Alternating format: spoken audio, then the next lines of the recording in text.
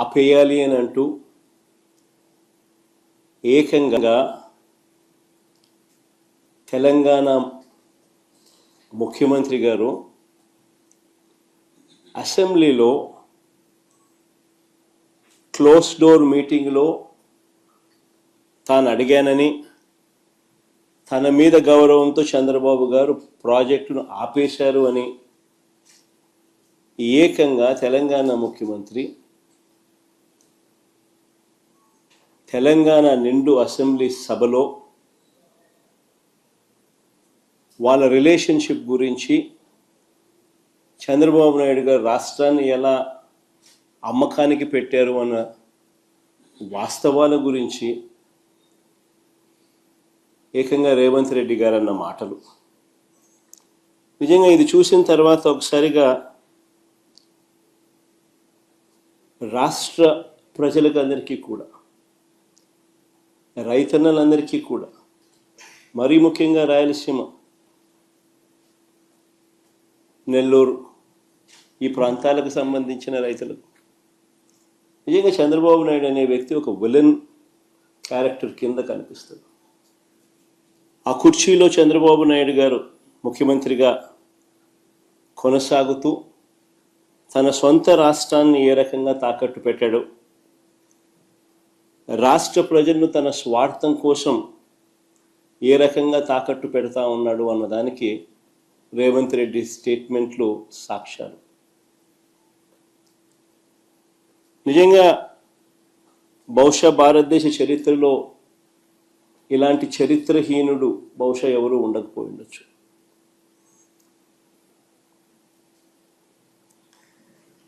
చంద్రబాబు నాయుడు గారు, ఆయన ఇరిగేషన్ మంత్రి ఇద్దరూ కూడా తెలంగాణ ముఖ్యమంత్రి అన్న మాటలను ఖండిస్తారు అని చెప్పి అందరం కూడా ఆశించాం. ప్రతి రైతు కూడా ముఖ్యమంత్రి ఈ స్థాయికి దిగజారిపోడు అని చెప్పి రైతు కూడా ఆశపడ్డాడు. కానీ ఆశ్చర్యం ఏమిటి అంటే, చంద్రబాబు నాయుడు గారు తన ఇరిగేషన్ మంత్రితో తాను మాట్లాడించిన మాటలు, చంద్రబాబు నాయుడు గారు మాట్లాడుతూ ఉన్న మాటలు చూస్తే, రాయలసీమ లిఫ్ట్ ఇరిగేషన్ స్కీమ్ అవసరం లేదు అంటూ వీళ్ళు మాట్లాడుతూ ఉన్న మాటలు చూస్తే, రేవంత్ రెడ్డితో చంద్రబాబు నాయుడు గారికి ఉన్న రహస్య ఒప్పందానికి అధికార ముద్ర వేసినట్టే. కరెక్ట్గా రేవంత్ రెడ్డి కూడా ఇదే మాటలే మాట్లాడాడు. చంద్రబాబు నాయుడు కూడా, ఆయన మంత్రి కూడా రాయలసీమ లిఫ్ట్ అవసరం లేదు అని అంటూ చంద్రబాబు నాయుడు బరి తెగించి మాట్లాడడం కూడా వాళ్ళిద్దరి మధ్య జరిగిన ఒప్పందానికి ఆమోద ముద్ర వేసినట్టే, అధికార ముద్ర వేసినట్టే. స్వలాభం కోసం ప్రజలకు ఎంతటి ద్రోహమైనా కూడా, ఎంతటి మోసమైనా చేయడానికి చంద్రబాబు నాయుడు అనే వ్యక్తి వెనకాడడు. తన స్వార్థం కోసం పిల్లనిచ్చిన మామను ఎన్టీ రామారావునైనా వెన్నుపోటు పొడుస్తాడు. తన స్వార్థం కోసం చంద్రబాబు నాయుడు జన్మనిచ్చిన సీమను కూడా ఏమాత్రం హెసిటేట్ చేయకుండా వెన్నుపోటు పొడుస్తాడు.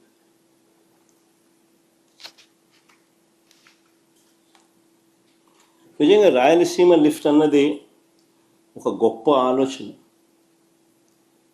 ఒక గొప్ప ఉద్దేశం ఈ రాయలసీమ లిఫ్ట్ ప్రాజెక్టు వెనకాల ఉన్నమాట. కరువు కోరల్లో చిక్కుకొని ఉన్న రాయలసీమ ప్రాంతం, వ్యవసాయం ప్రశ్నార్థకరం అయిన పరిస్థితులు, తాగడానికి మంచినీళ్ళు కూడా ఒక్కొక్కసారి దొరకని పరిస్థితి.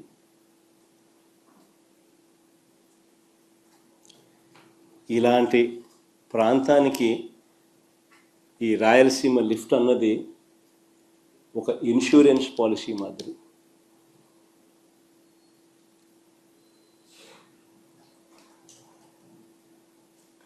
రాయలసీమకు, నెల్లూరుకు, చెన్నైకి ఇది సంజీవిని వంటిది.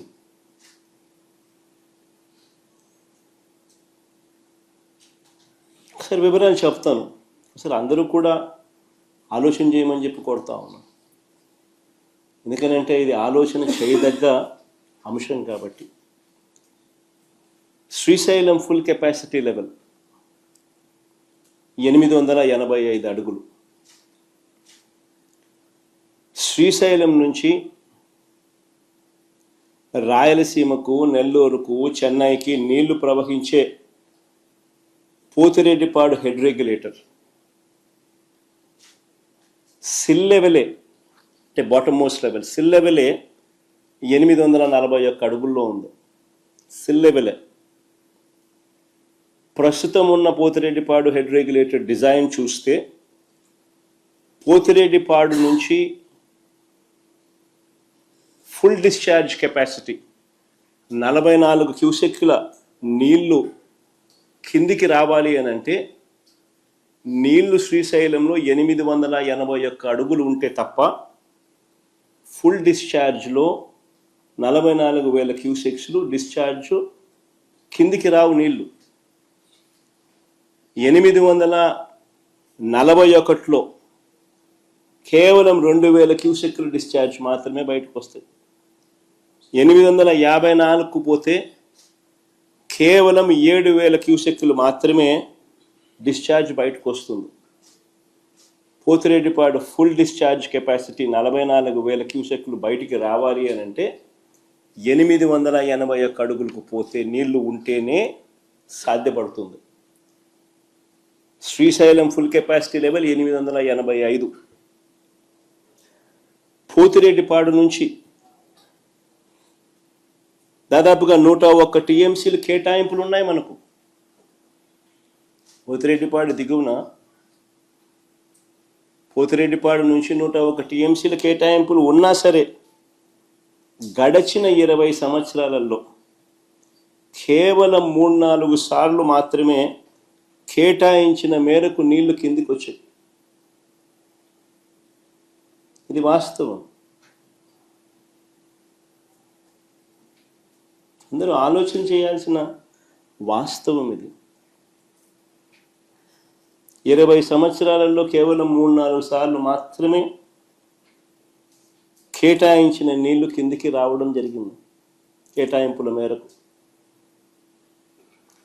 ఇలాంటి దుర్భరమైన పరిస్థితిలో ఇప్పటికే ఒక వైపున ఉండగా మరోవైపున 2015లోనే, అంటే ఇక్కడ చంద్రబాబు నాయుడు గారు రాష్ట్రం విడిపోయింది, ఇక్కడ చంద్రబాబు నాయుడు గారు ముఖ్యమంత్రిగా ఉన్నారు, అక్కడ తెలంగాణ ప్రభుత్వం అటువైపున 2015లో కేసీఆర్ గారు అక్కడ ముఖ్యమంత్రిగా అప్పట్లో ఉన్నారు. కల్వకుర్తి లిఫ్ట్ కెపాసిటీని 25 టీఎంసీల నుంచి 40 నుంచి 50 టీఎంసీలకు పెంచాడు. పెంచడానికి శ్రీశైలంలో 802 అడుగుల నుంచే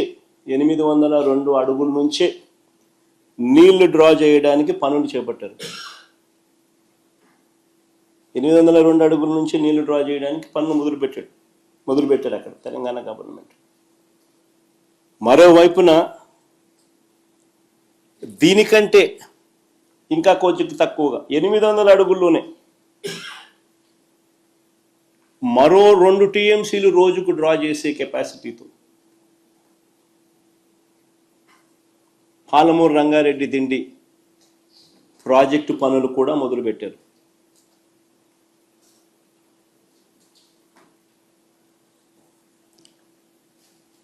ఇంకోవైపున 825 అడుగులకి ఎస్ఎల్బిసి నుంచి మరో 40 టీఎంసీలు తీసుకెళ్లే నిర్మాణ పనులు కూడా ఒకవైపున సాగుతూ ఉన్నాయి.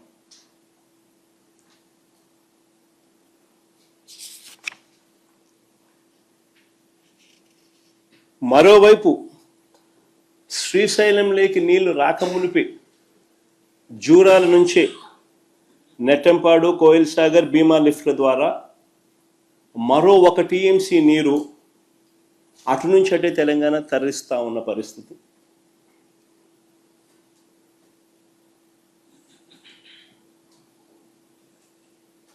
ఇంకోవైపున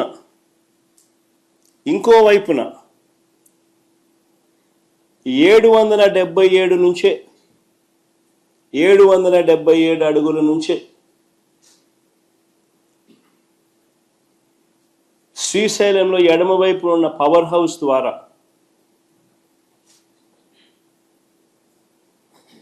మరో 4 టీఎంసీల నీళ్లు రోజుకు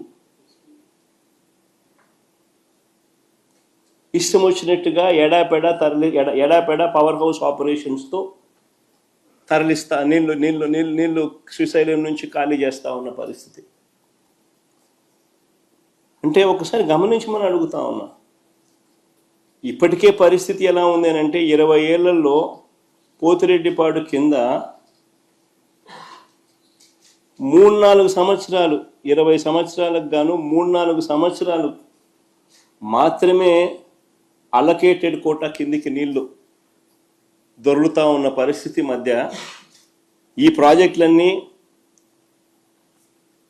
ఇంకోవైపున కడతా ఉన్నారు. పవర్ హౌస్లో ఇష్టం వచ్చినట్టుగా పవర్ హౌస్ అనేది ఎందుకు ఆపరేట్ చేస్తారో కూడా అర్థం కాదమ్మా. ఒకవైపున రాష్ట్రంలో ఇటువైపున ప్రజలు అల్లాడుతూ ఉంటే నీళ్లు లేక, అటువైపున యథేచ్ఛగా పవర్ను 777 అడుగుల నుంచి 4 టీఎంసీ నీళ్లు శ్రీశైలం నుంచి ఖాళీ చేస్తూ పవర్ హౌస్ ఆపరేట్ చేస్తారు.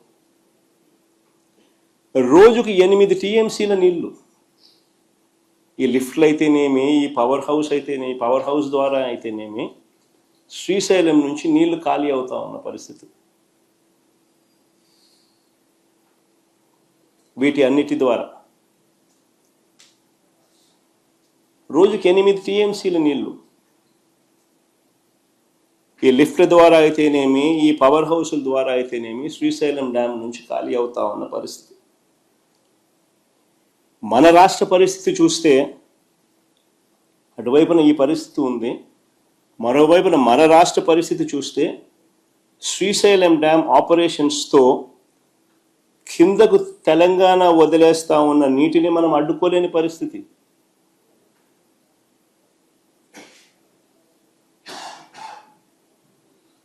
కింద వాళ్ళ పవర్ హౌస్ లెఫ్ట్ బ్యాంక్ వాళ్ళ దగ్గర వాళ్ళ ఏరియాలో ఉంది.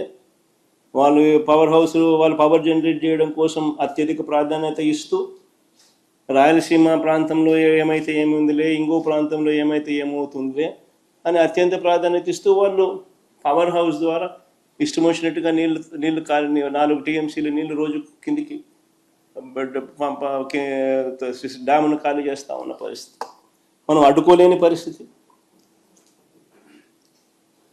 అటు నాగార్జున సాగర్ లెఫ్ట్ బ్యాంక్లో పవర్ హౌస్ కింద లెఫ్ట్ బ్యాంక్ ఆపరేషన్స్ మొత్తం వారి చేతుల్లోనే ఉన్నాయి. కింద కూడా left bank operations, left bank power house Nagarjuna సాగర్లో అవి కూడా వాళ్ళ చేతుల్లోనే ఉన్నాయి. అంతెందుకు మొన్నటి దాకా మన వైపున అంటే మన భూభాగంలో ఉన్న రైట్ బ్యాంక్ కెనాల్ ఆపరేషన్స్ కూడా వాళ్ళ చేతుల్లోనే ఉన్నాయి మొన్నటిదాకా.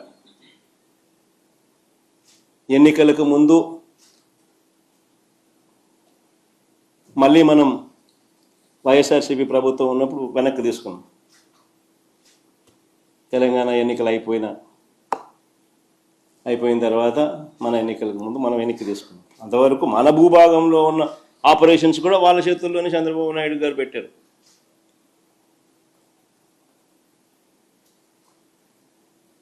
నాగార్జున సాగర్ కిందున్న పులిచింతల ప్రాజెక్టు, దాంట్లో లెఫ్ట్ బ్యాంక్ పవర్ హౌస్, అది కూడా వాళ్ళ చేతుల్లోనే ఉంది.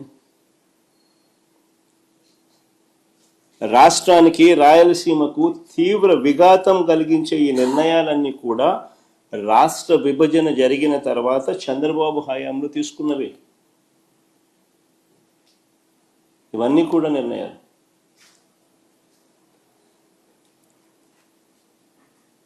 అటు చంద్రబాబు నాయుడు పరిస్థితి ఏంటి అని అంటే, ఓటుకు కోట్ల కేసులో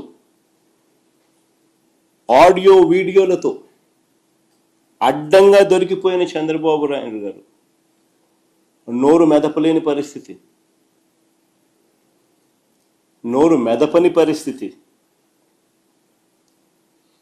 కానీ అప్పట్లోనే మన రాష్ట్ర హక్కుల కోసం ప్రతిపక్ష నేతగా నేను అప్పట్లోనే కర్నూలులో జలదీక్ష కూడా చేశాను. చంద్రబాబు గారి మౌనం వల్ల శ్రీశైలం ఎగువ భాగంలో తెలంగాణ చేపట్టిన లిఫ్ట్ ప్రాజెక్టులు 2019 వైఎస్ఆర్సీపీ ప్రభుత్వం వచ్చే నాటికే చకచకా పనులు జరుగుతూ ఉన్న పరిస్థితి.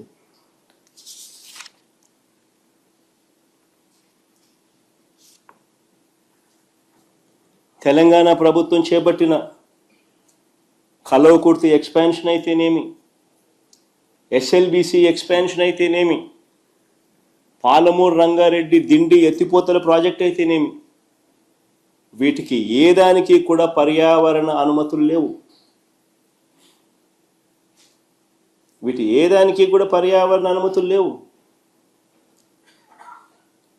ఆ పనులు ఆపాలని ఎన్జిటి 2021 అక్టోబర్లో మా ప్రభుత్వం ఉన్నప్పుడు ఆ పనులు ఆపాలని ఎన్జిటి 2021 అక్టోబర్లో ఆదేశాలు ఇచ్చినా కూడా వాటిని పట్టించుకునే పరిస్థితి లేదు.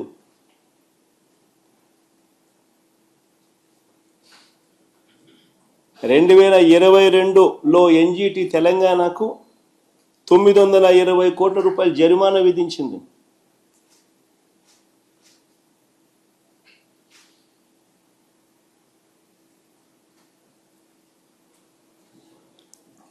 ఆలోచన చేయమని అడుగుతా ఉన్నా, పరిస్థితి ఏమిటి అన్నది.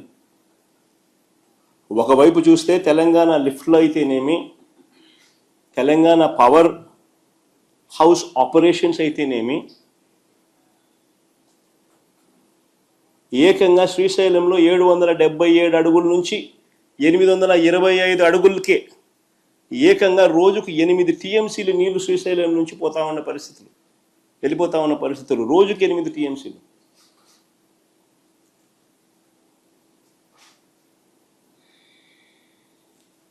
ఆంధ్ర రాష్ట్ర పరిస్థితి చూస్తే శ్రీశైలంలో మన పరిస్థితి ఏమిటి అని అంటే, ఫుల్ రిజర్వాయర్ లెవెల్ 881 అడుగులు అయితే 885 అడుగులు ఫుల్ రిజర్వాయర్ లెవెల్ అయితే, ఆంధ్ర రాష్ట్ర పరిస్థితి ఏంటనంటే 834 అడుగుల్లో మల్యాల దగ్గర ఒక చిన్న లిఫ్ట్ 0.33 టీఎంసీ, ఇంకొక చిన్న లిఫ్ట్ 795 అడుగుల్లో ముచ్చుమర్రి దగ్గర ఇంకొక 0.33 టీఎంసీ. అంతే మన కెపాసిటీ. అక్కడ 8 టీఎంసీలు, ఇక్కడ మన capacity 0.6 TMC capacity.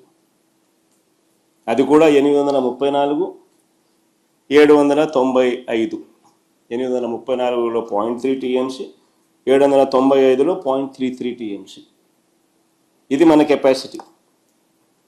Srisailam reservoir level full reservoir level 885.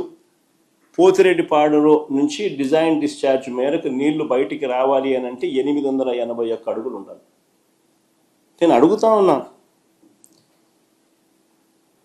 మరి రోజుకు 8 టీఎంసీలు 777 నుంచి 825 అడుగులకే రోజుకి 8 టీఎంసీలు నీళ్లు శ్రీశైలం నుంచి ఖాళీ అవుతా ఉంటే ఎప్పుడు 881 అడుగులు వస్తుంది? ఎప్పుడు శ్రీశైలం నిండుతుంది? ఎప్పుడు నీళ్ళు వస్తాయి? ఎన్ని రోజులు వస్తాయి? మరి కిందున్న రాయలసీమ అయితేనేమి, నెల్లూరు అయితేనేమి, ఈ ప్రాంతాల పరిస్థితి ఏమిటి? ఇప్పుడున్న చంద్రబాబు నాయుడు అనే వ్యక్తి ముఖ్యమంత్రిగా ఉన్నాడు, చిత్తూరు జిల్లాలోనే పుట్టినాడు.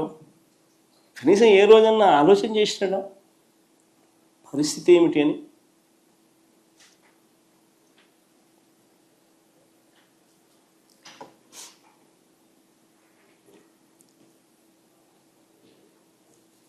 ఇలాంటి విపత్కర పరిస్థితుల మధ్య మా ప్రభుత్వం అధికారంలోకి వచ్చిన తర్వాత 2019లో ఈ పరిస్థితిని చక్కబెట్టడం కోసం అడుగులు పడ్డాయి. అందులో భాగమే రాయలసీమ లిఫ్ట్ ఇరిగేషన్ ప్రాజెక్టు పెట్టాం. 800 అడుగుల్లోనే మనం కూడా 3 టీఎంసీలు నీటిని తీసుకొని వెళ్ళే వెసులుబాటు క్రియేట్ చేసాం.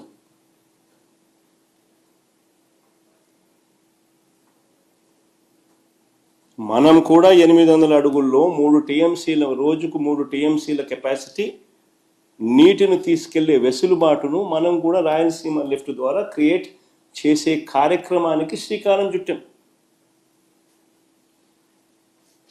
దాదాపుగా 1000 కోట్లు ఖర్చు పెట్టి పనులు కూడా చకచక పనులు కూడా జరిగాయి.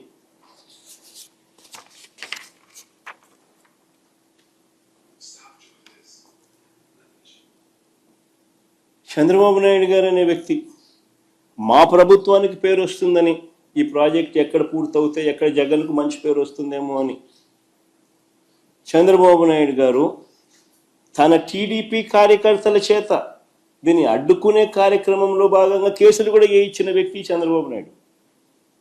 తెలుగుదేశం పార్టీ కార్యకర్తలు తెప్పించినాడు. అది తెలంగాణ నుంచి వాళ్ళు ఏపీలా చంద్రబాబు నాయుడు వేయించినాడు. ఆయన తెలుగుదేశం కార్యకర్తలు. ఎంత దుర్మార్గుడో ఈ మనిషి చూడండి.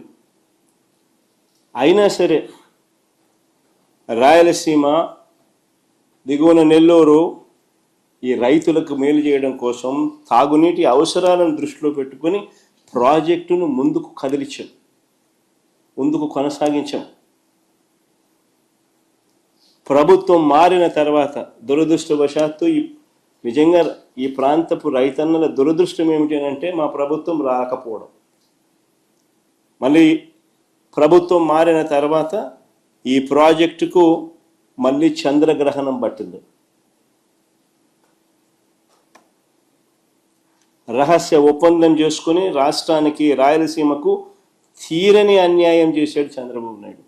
కేవలం జగన్కి ఎక్కడ క్రెడిట్ వస్తుందో అని చెప్పి.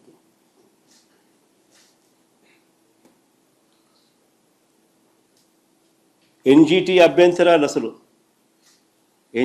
అభ్యంతరాల తర్వాత ఈఏసీ అని central government expert appraisal committee అని సెంట్రల్ గవర్నమెంట్లో ఎన్వైరన్మెంటల్ ఎక్స్పర్ట్స్ దగ్గర ఎన్వైరన్మెంటల్ కమిటీ మీటింగ్లో ఈఏసీ జరుగుతుంది.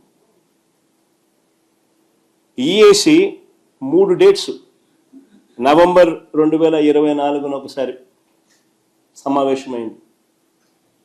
జనవరి మళ్ళీ 2 నెలల తర్వాత జనవరి 2025లో మళ్ళీ సమావేశమైంది. మళ్ళీ మూడోసారి ఫిబ్రవరి 27, 2025 సమావేశమైంది. 3 సార్లు మీటింగ్ పెడితే చంద్రబాబు నాయుడు గారు రాష్ట్ర ప్రభుత్వం తరఫున కనీసం నోరు మెదపలేదు. దగ్గరుండి రాయలసీమ లిఫ్ట్ను కూని చేశాడు ఈ పెద్ద మనిషి. డిఫెండ్ చేయాల్సిన ఈ ప్రాజెక్టును డిఫెండ్ చేయకపోగా కూని చేశాడు ఈ పెద్ద మనిషి చంద్రబాబు నాయుడు, నోరు మెదపకోకుండా వదిలేయడంతో. డేట్ల మీద డేట్లు ఇచ్చి స్టేట్ గవర్నమెంట్ ఆసక్తి చూపకపోవడంతో ఆ ప్రాజెక్టును కూని చేసే కార్యక్రమంలో చంద్రబాబు నాయుడు ఏకంగా కత్తి పెట్టుకొని కూని చేశాడు.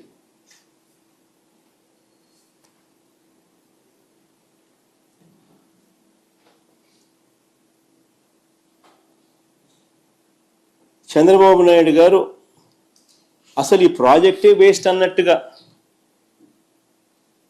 తాను మాట్లాడతాడు, తన మనుషుల చేత మాట్లాడిస్తాడు.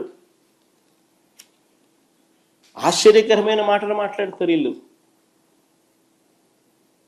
అయ్యా చంద్రబాబు, నేను అడుగుతా ఉన్నా, ఆయన అంటాడు, ఆయన మంత్రి అంటాడు, శ్రీశైలం డెడ్ స్టోరేజ్లో ఉండేది 34 టీఎంసీలే, అందులో ఏపీ వాటా 22 టీఎంసీలే, దీనికోసం లిఫ్ట్ ఎందుకని చంద్రబాబు అంటాడు.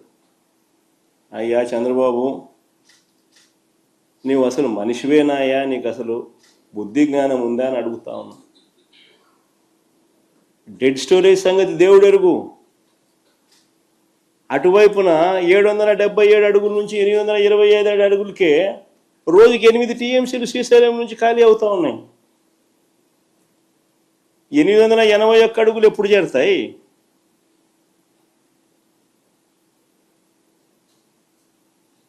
ఆ తర్వాత పోతిరెడ్డిపాడు నుంచి నీళ్ళు ఎప్పుడు కిందికి వస్తాయి? ఈ ప్రాజెక్టు ఉండడం వల్ల నీకు 800 అడుగుల్లోనే నువ్వు కూడా 3 టీఎంసీలు డ్రా చేసుకునే కెపాసిటీ, ఒక ఇన్సూరెన్స్ నీకు ఉంటుంది. ఈ మాత్రం కూడా జ్ఞానం లేదు పెద్ద మనిషికి. ఇంకా చంద్రబాబు నాయుడు గారు ఇంకా ప్రాజెక్టును ఇంకా కన్ఫ్యూజన్ క్రియేట్ చేయాలనే ఉద్దేశంతో ఈ పెద్ద మనిషి చంద్రబాబు నాయుడు గారు రాష్ట్ర ప్రయోజనాలను, కరువు పీడిత రాయలసీమ నెల్లూరు ప్రయోజనాలను చులకన చేసి కూడా మాట్లాడుతూ ఉన్నారు. ఆ లిఫ్ట్లో ఆ స్టెబిలైజింగ్ రిజర్వాయర్లు అంటాడు స్వామి. రిజర్వాయర్లు కాదు స్వామి కట్టిందాడా, స్టెబిలైజింగ్ రిజర్వాయర్లు. అవి కట్టకపోతే కుప్పంకు, చిత్తూరు జిల్లాకు తాగునీళ్ళు కూడా పోవు.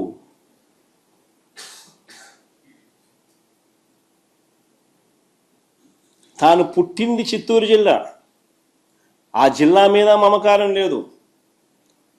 కుప్పం ప్రజలు ఓటు వేసి గెలిపిస్తే ఆ కుప్పం ప్రజల మీద ఆ కృతజ్ఞత కూడా లేదు. హంద్రీ నీవా ద్వారా ఉమ్మడి చిత్తూరు జిల్లా ఎంత దూరం ఉందో తెలుసా? దాదాపు 500 కిలోమీటర్లు, 500 పైబడి కిలోమీటర్లు నీళ్లు ప్రయాణం చేయాలి. పూర్తిగా టేలెండ్లో ఉంటుంది.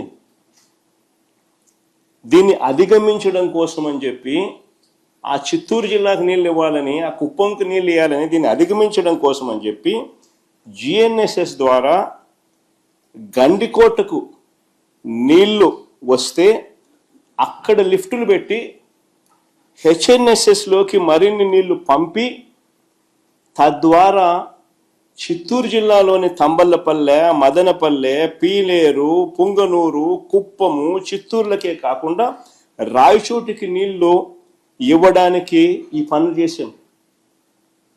దాంట్లో భాగంగానే ఈ స్టెబిలైజేషన్ రిజర్వాయర్లు. అసలు వీటి కెపాసిటీ ఎంతో తెలుసా? కాలేటి వాగు కెపాసిటీ కేవలం 1.2 టీఎంసీ. 1.2 టీఎంసీ. ముదివేడి కెపాసిటీ ఎంతో తెలుసా? కేవలం 2 టీఎంసీలు. నేటిగుంటిపల్లి కెపాసిటీ ఎంతో తెలుసా? కేవలం 1 టీఎంసీ. ఆవులపల్లి కెపాసిటీ ఎంత తెలుసా? కేవలం 3 టీఎంసీలు. మా హయాంలో ఈ ప్రాజెక్టులు కట్టాం. ఈ స్టోరేజ్ కెపాసిటీ కానీ లేకపోతే నీళ్ళు ఎలా ప్రవహిస్తాయి? 500 కిలోమీటర్లు దాటి టేలెండ్లో ఉన్న ప్రాంతానికి నీళ్లు పోవాలనంటే ఈ స్టెబిలైజింగ్ రిజర్వాయర్లు కానీ లేకపోతే నీళ్ళు ఎట్లా ప్రయాణం చేస్తాయి? ప్రజల గొంతు ఎలా తడపాలని ఆలోచనలు లేవు వెనుకు. ప్రజలు అల్లాడుతూ ఉంటే వాళ్ళకి ఎలా మంచి చేయాలి అనే ఆలోచనలు పుట్టవు వెనుకు. దిక్కుమాలిన అబద్ధాలు, దిక్కుమాలిన మోసాలు. ప్రజల గురించి ఏ రోజు చీకు లేదు, చింత లేదు. చెప్పేటివన్నీ అబద్ధాలు, చేసేటివన్నీ దొంగ పనులు.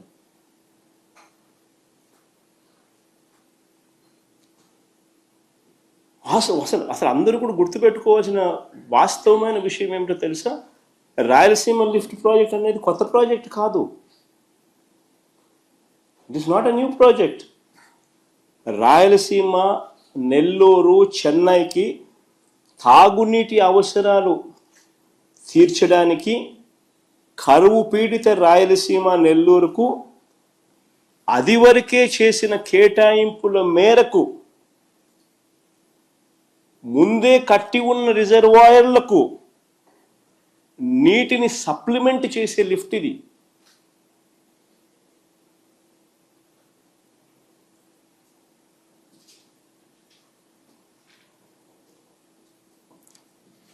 కృష్ణా నదిలో వరద వచ్చే రోజులు రోజు రోజుకు తగ్గిపోతా ఉన్నాయి. ప్రతి సంవత్సరం తగ్గుతూ ఉన్న పరిస్థితులు 20-30 రోజుల కన్నా ఎక్కువ రాని పరిస్థితి, ఇప్పటికే పడిపోయిన పరిస్థితి. ఇలాంటి నేపథ్యంలో మరోవైపున చూస్తే రోజుకి 8 టీఎంసీలు నీళ్లు శ్రీశైలం నుంచి ఖాళీ అవుతా ఉన్న ఇంకో పరిస్థితి కనిపిస్తూ ఉంది. మరోవైపున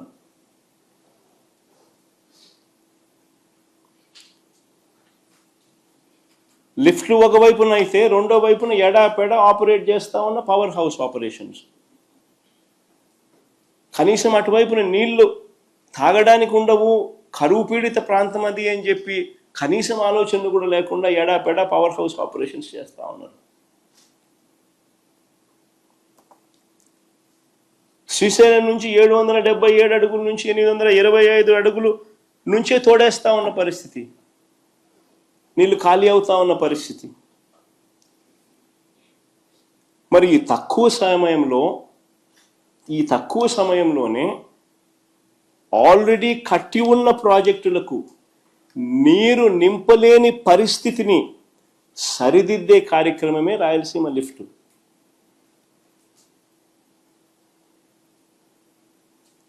ఎన్ని అధిగమించి ఇప్పుడే పరిస్థితి 20 రోజులు 30 రోజులు రావడంలో నీళ్లు, మరోవైపున ఈ పరిస్థితి రోజుకి 8 టీఎంసీలు నీళ్లు శ్రీశైలం నుంచి ఖాళీ అవుతా ఉన్న పరిస్థితి, అయ్యబోయే పరిస్థితులు. మరి 20-30 రోజుల లోపల ఏ రకంగా నీళ్లు రాయలసీమ ప్రాజెక్టులకు అందుతాయి? దాన్ని సరిదిద్దే కార్యక్రమమే ఈ రాయలసీమ లిఫ్ట్. కొత్త రిజర్వాయర్లు ఏం లేవు దీంట్లో. ఉన్న రిజర్వాయర్లకు నీళ్ళు అష్యూర్డ్గా పోయి పంపించే కార్యక్రమమే ఈ project.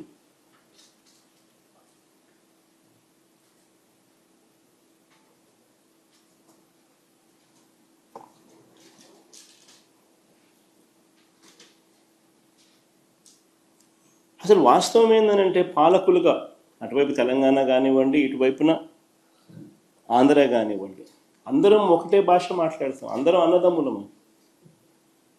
Nobody is against the other. Telangana ప్రాంతంలో వాళ్లకు నష్టం చేయాలని జగన్ ఏ రోజు ఆలోచన చేయడు, తపన పడడు, తాపత్రయపడడు. అయితే మా ప్రాంతంలో ఉన్న మా వాళ్ళకు మాత్రం నష్టం జరగకుండా చూసుకునే కార్యక్రమం కూడా చేయడం మా ధర్మం. కొత్త రిజర్వాయర్లు ఏమి కట్టడంలా, ఉన్న రిజర్వాయర్లకే నీళ్లు ఖచ్చితంగా ఆ రిజర్వాయర్లకు చేర్చగలిగే కార్యక్రమం చేయలేకపోతే చరిత్రహీనులమవుతాం. This is what we have done. దీంట్లో ఒక ఎమోషనల్ డ్రామాస్ ప్లే చేసి భావోద్వేగాలను రెచ్చగొట్టి ఇరు ప్రాంతాల ప్రజలకు మధ్య గొడవలు క్రియేట్ చేసే కార్యక్రమము పాలకులుగా ఉన్న కొంతమంది చేస్తూ ఉన్నారు. తప్పది. ఫ్యాక్ట్స్ కరెక్ట్గా చెప్పాలి. కరెక్ట్గా చెప్పినప్పుడు ప్రజలైనా అర్థం చేసుకుంటారు. అందరం అన్నదమ్ములుగానే ఉన్నాం, అందరం అన్నదమ్ములుగానే కలిసిమెలిసి ఉన్నాం, కలిసిమెలిసి పెరిగినాం కూడా.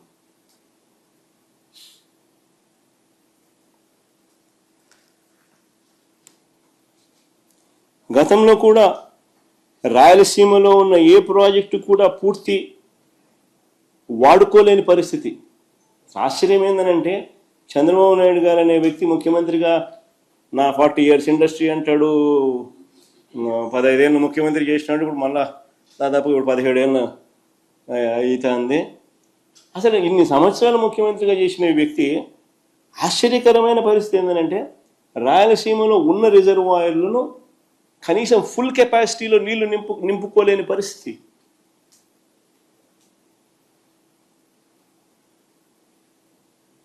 ఆశ్చర్యంగా అనిపిస్తుంది ఈ విషయాలు. ఇదే చేద్దామని చంద్రబాబు నాయుడు గారు ప్యాకేజీలు విడగొడతాడు. జీవో నెంబర్ 22, జీవో నెంబర్ 63 అని చెప్పి డబ్బులు ఎత్తే దానికోసం జీవోలు జారీ చేస్తాడు. రేట్లు పెంచేసి నామినేషన్ పద్ధతిలో దోచుకునే కార్యక్రమాలు చేస్తాడు వర్కులు ఇచ్చి. పేరుకు రిజర్వాయర్లు ఉన్నాయి కానీ నీరు నింపలేని పరిస్థితి. మేము అధికారంలోకి వచ్చిన తర్వాత ఒక్కొక్కటిగా దీన్ని సరిదిద్దుతూ వస్తూ ఉన్నాం. మేము అధికారంలోకి వచ్చిన తర్వాతనే మొట్టమొదటిసారిగా దీన్ని సరిదిద్దే విధంగా అడుగులు పడ్డాయి. Telugu Ganga link canal 0 to 18 kilometres design discharge పంపించుకోలేని పరిస్థితి.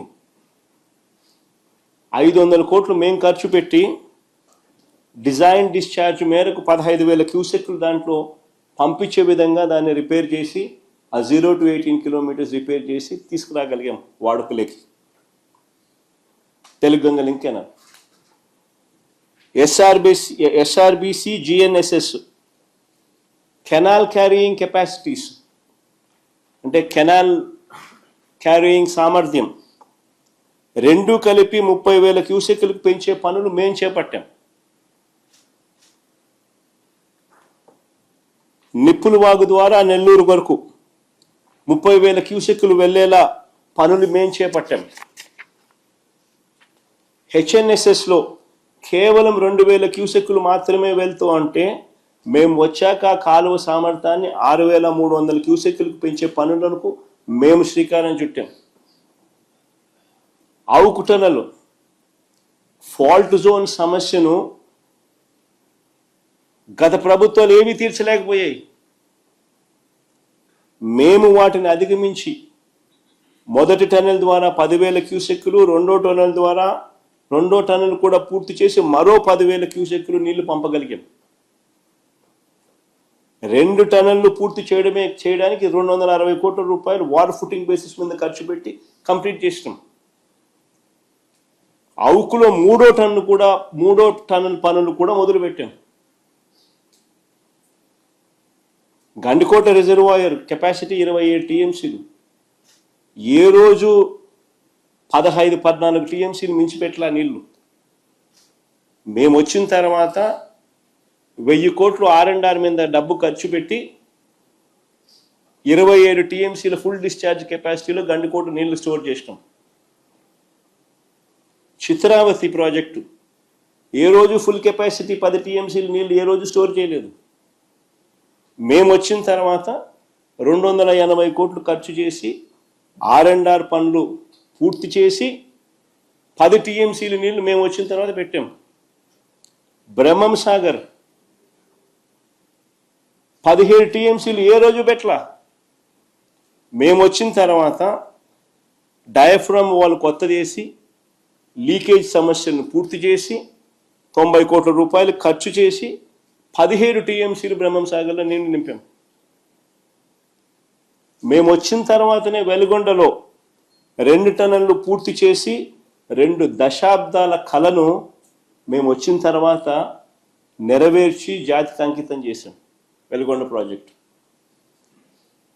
ఇక మిగిలింది R&R పనులు, లైనింగ్ పనులు, అంతకని ఇంకేం మిగల.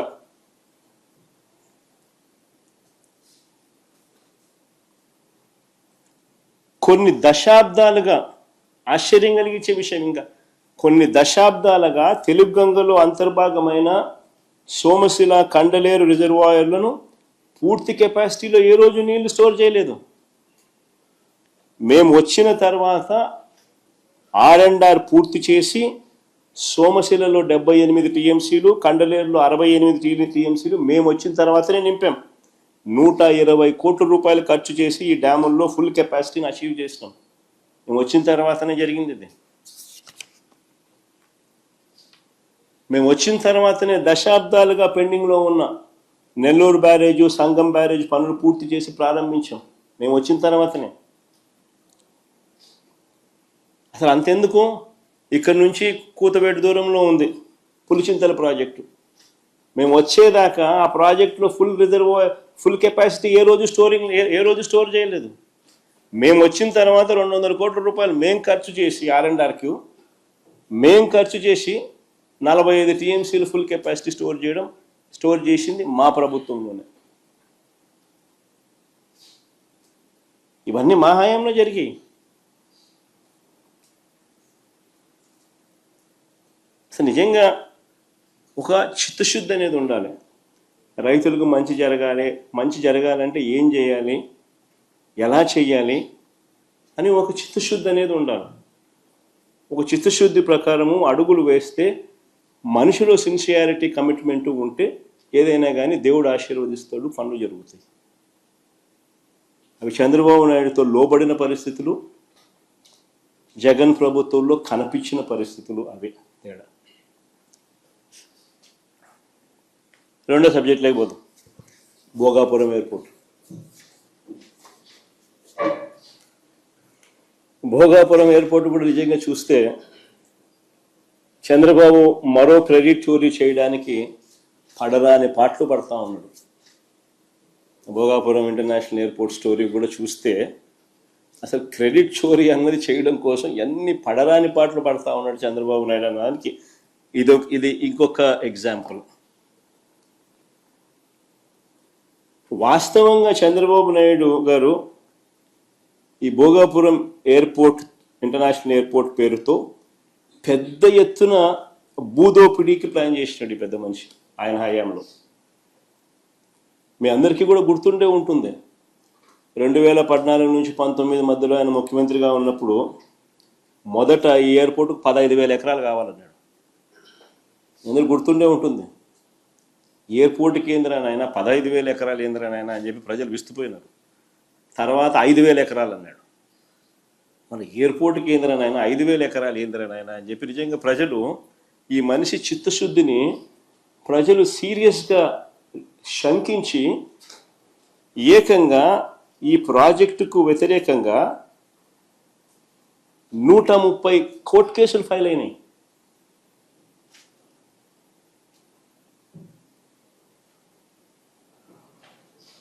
ప్రాజెక్ట్ టేక్ ఆఫ్ కాల. తర్వాత మేము అధికారంలోకి వచ్చిన తర్వాత ప్రాజెక్ట్ సైజును 2,200 ఎకరాలు ఎయిర్పోర్టుకు, ఇంకొక 500 ఎకరాలు ఏరో సిటీకి, మొత్తం 2,703 ఎకరాలకు కుదించి what is reasonable, what is the size.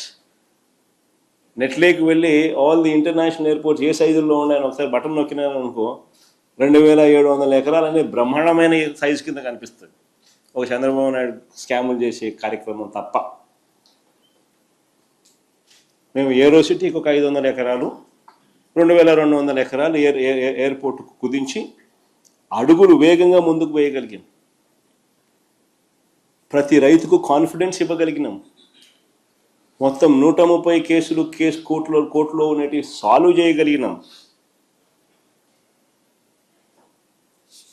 Solve చేసి భూసేకరణ పూర్తి చేసి 3 గ్రామాలలో సుమారు 400 కుటుంబాలను తరలించి దాదాపుగా 960 కోట్ల రూపాయలు ఖర్చు చేసి ల్యాండ్ అక్విజిషన్ పూర్తి చేసినాం. 960 కోట్ల రూపాయలు ఖర్చు చేసినాం. టైం పెట్టినాం, ఎనర్జీ పెట్టినాం, కోర్టు కేసులు సాల్వ్ చేసినాం. 3 గ్రామాలలో 400 కుటుంబాలను తరలించి వాళ్ళకి కాలనీ కట్టినాం.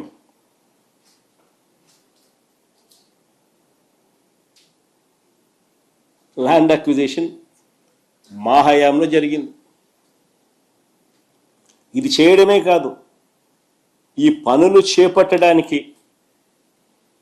తనకు సంబంధించిన మంత్రి అశోక్ గజపతి రాజు గారు ఆ రోజు కేంద్రంలో సివిల్ ఏవియేషన్ మంత్రిగా ఉన్నా కూడా చంద్రబాబు గారి ప్రభుత్వం పర్మిషన్స్, ఎన్ఓసీలు కూడా కేంద్రం నుంచి తెచ్చుకోలేకపోయారు. ఇది కూడా వాస్తవం. విశాఖపట్నంలో డిఫెన్స్ ఎస్టాబ్లిష్మెంట్స్ చాలా ఉన్నాయి. విశాఖపట్నంలో డిఫెన్స్ ఎస్టాబ్లిష్మెంట్స్ అన్నీ చాలా ఉన్నాయి. ఎయిర్పోర్ట్ కనుక కావాలి అని అంటే, కట్టాలి అని అంటే వారి పర్మిషన్స్ అన్నీ కూడా తప్పనిసరి. మనం వచ్చిన తర్వాతనే ఈ పర్మిషన్స్ కోసం కేంద్ర ప్రభుత్వం మీద ఒత్తిడి తీసుకొచ్చి వెంట పడడం జరిగింది. ప్రధాని గారిని నేనే స్వయంగా కలిసి లేఖలు ఇవ్వడమే కాకుండా రిక్వెస్ట్ కూడా పలుమార్లు చేయాల్సి వచ్చింది. మేము వచ్చిన తర్వాతనే ఎన్ఓసితో పాటు, కేంద్రం నుంచి ఎన్ఓసితో పాటు airports authority of India approval, BCAS approval అంటే bureau of civil aviation security approval, ministry of defence approval, ministry of civil aviation approval, environmental clearance, NOC for closure of existing airport INS Dega, NOC from central government, financial closure of all participating banks, ఇవన్నీ కూడా మా హయాంలో జరిగాయి. ఇవన్నీ కూడా మా హయాంలో జరిగాయి. వైఎస్ఆర్సీపీ ప్రభుత్వం అధికారంలో ఉన్నప్పుడు జరిగాయి. రోడ్లు, నీళ్లు, కరెంటుకు అవసరమైన రాష్ట్ర ప్రభుత్వ అదనపు నిధులు కూడా మా ప్రభుత్వం వచ్చాక ఇచ్చాం. అవి కూడా మా ప్రభుత్వం వచ్చాక ఇచ్చాం. చివరికి కోవిడ్ లాంటి కష్టాలు ఎన్నున్నా కూడా అన్నీ దాటుకుని ఫోకస్ పెట్టాం కాబట్టి ఈ ప్రాజెక్టు 2023 మే 3వ తారీఖున ముఖ్యమంత్రి హోదాలో నేను శంకుస్థాపన చేశాను. ఆ రోజు మీటింగ్లో చెప్పిన 2026లో మొదటి ఫ్లైట్ ఇక్కడి నుంచి టేక్ ఆఫ్ అవుతుంది అని చెప్పి.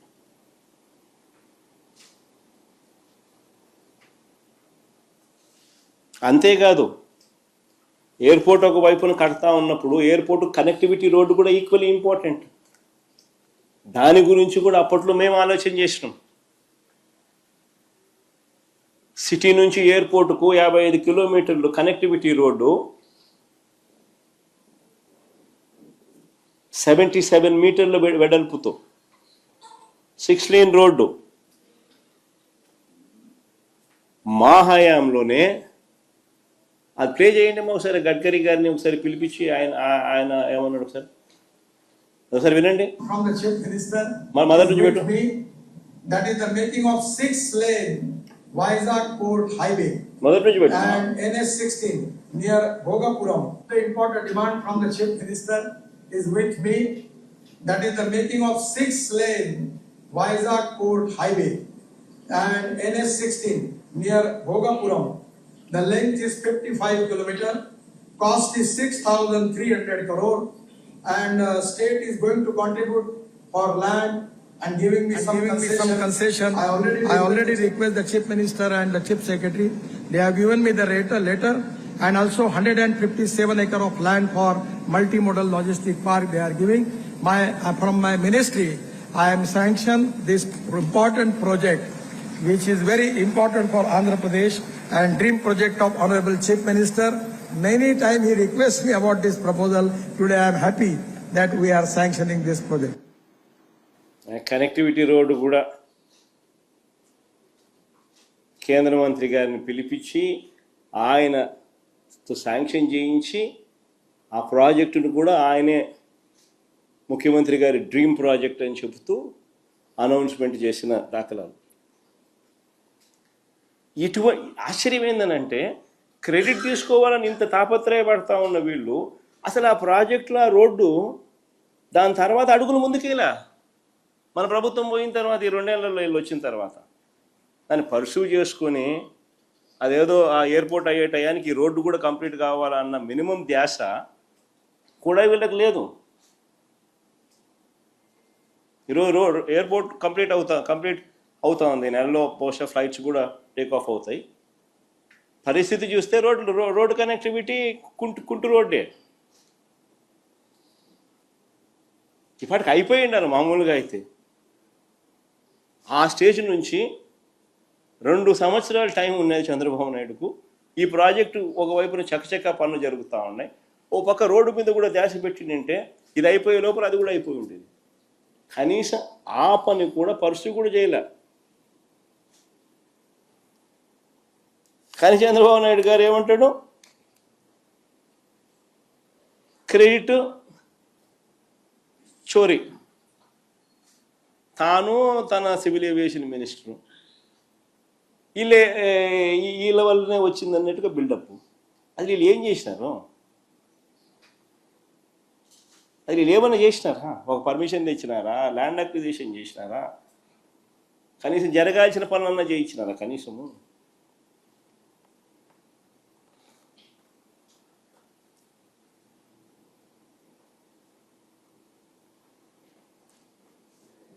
చంద్రబాబు నాయుడు గారి మనస్తత్వం ఎలా ఉంటుందని అంటే క్రెడిట్ వితౌట్ కాంట్రిబ్యూషన్. అది చంద్రబాబు నాయుడు గారి మనస్తత్వం. ఎవడో చేస్తే క్రెడిట్ మాత్రం తాను తీసుకునే దానికి ఏమాత్రం సంకోచం లేకుండా, కళ్ళార్పకుండా అబద్ధాలు అడగలుగుతాడు. సంకోచం లేకుండా క్రెడిట్ తన ఖాతాలోకి వేసుకునే ప్రతి ప్రయత్నం చేస్తాడు. ఇంక మూడో సబ్జెక్టులోకి పోదాం. పరిశ్రమలకు సంబంధించి కొన్ని వాస్తవాలు చెప్తా. ఇది కూడా బాగా ఇంట్రెస్టింగ్ సబ్జెక్ట్.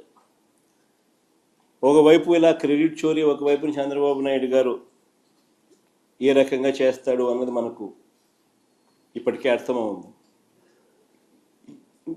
అదాని డేటా సెంటర్లో గూగుల్కి సంబంధించిన విషయం అయితేనేమి, ఎయిర్పోర్ట్ అయ్యే విషయం అయితేనేమి, ఇంకా అనేక విషయాలు ఇంకా చెప్పుకుంటూ పోతుంటే అనేక విషయాలలో ఆయన ఏ రకంగా క్రెడిట్ చోరీ చేస్తారన్నది మనకు తెలిసిన విషయం.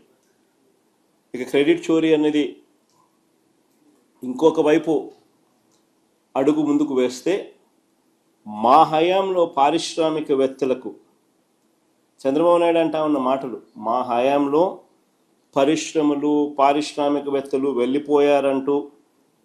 వెళ్ళిపోయారన్నట్టుగా చంద్రబాబు గారు నిరంతరం బురద జల్లుతూ ఒక ప్రచారం చేస్తూ ఉంటాడు. ఆయనకు సంబంధించిన ఆయన ఎల్లో మీడియా, ఈనాడు, ఒక ఆంధ్రజ్యోతి, ఒక టీవీ5, వీళ్ళకి తోడు వీళ్ళకున్న డజన్ల కొద్దీ ఒక సోషల్ మీడియాలో వీళ్ళకున్న అబద్ధాల ఫ్యాక్టరీలు. ఇదే పని మా హయాంలో అట పరిశ్రమలు పారిశ్రామికవేత్తలు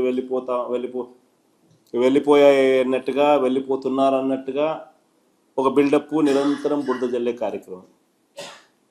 నిజంగా ఈయన తప్పుడు ప్రచారాలను బద్దలు చేస్తూ ఆర్బీఐ ఈ మధ్యకాలంలోనే డిసెంబర్ 11, 2025 ఒక నివేదిక రిలీజ్ చేసింది. నిజంగా మా దురదృష్టం ఏమిటనంటే, నిజాలు బయటికి వచ్చేలోపు చంద్రబాబు గారి అబద్ధాలు ప్రపంచాన్ని చుట్టేసి వస్తాయి. నిజాలు గడప దాటే లోపే చంద్రబాబు నాయుడు గారి అబద్ధాలు ప్రపంచాన్ని చుట్టేసుకొని వస్తాయి. అది మా దురదృష్టం. కారణం ఏంటంటే వీళ్ళకున్న ఎల్లో సామ్రాజ్యం, డజన్ల కొద్దీ వీళ్ళకున్న అబద్ధాల ఫ్యాక్టరీలు. కానీ ఈ రిపోర్ట్ ఒకసారి డిసెంబర్ 11, 2025 నాడున ఆర్బీఐ రిపోర్ట్ చూస్తే 2019 నుంచి 24 అంటే మా హయాంలో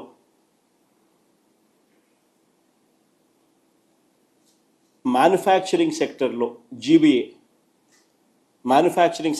జీబీఏని ఒకసారి గమనిస్తే, జీబీఏ అంటే గ్రాస్ వాల్యూ యాడెడ్, అంటే స్థూల ఉత్పత్తులు, రాష్ట్రంలో ఉత్పత్తి అయిన వాల్యూ, స్థూల ఉత్పత్తుల వాల్యూ. జీబీఏకు మామూలుగా ట్యాక్స్లు యాడ్ చేస్తే మైనస్ సబ్సిడీస్ చేస్తే జీడిపి అవుతుంది, జిఎస్డిపి అవుతుంది. సో గ్రాస్ వాల్యూ యాడెడ్ కనుక ఒకసారి చూస్తే మ్యానుఫ్యాక్చరింగ్ సెక్టర్లో తయారీ అయిన వస్తువుల వాటి విలువ చూస్తే మా 5 ఏళ్ల కాలంలో తయారీ రంగంలో అంటే మ్యానుఫ్యాక్చరింగ్ సెక్టర్ గ్రోత్లో దేశంలోనే 5వ స్థానం ఆంధ్రప్రదేశ్. అంతేకాదు సౌత్ ఇండియాలోనే నెంబర్ 1 స్థానం ఆంధ్రప్రదేశ్ మ్యానుఫ్యాక్చరింగ్ గ్రోత్లో.